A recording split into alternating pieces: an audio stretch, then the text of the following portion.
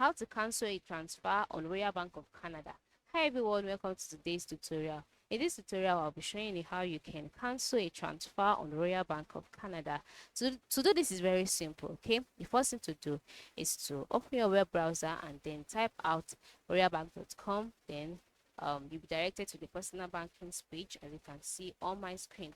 And then once you're on this page, you would select if you want to use your personal business or business account or the wealth account, any one of your choice. And then once you've selected it and you are brought to the home page, by the right side of the screen, you will see the sign in icon. Click on it. This is for you to sign in to online banking.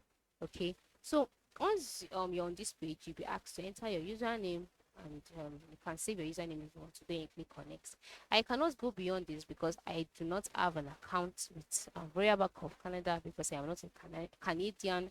Um, I'm not a Canadian.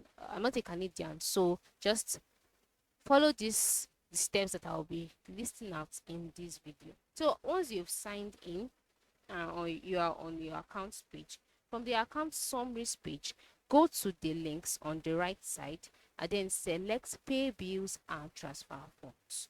Okay, so once you selected it, a menu will be displayed. In the menu, click on cancel bill payments. All right, once you click on cancel bill payment, you'll be redirected to another page where you'll see a list of instructions. Follow the on-screen instructions and then you would know what to do. Just ensure you read all of the instructions and input details necessary, and then the transfer will be cancelled automatically. So this is how you can cancel transfer on Royal Bank of Nigeria. I hope this tutorial is helpful. Thanks for watching.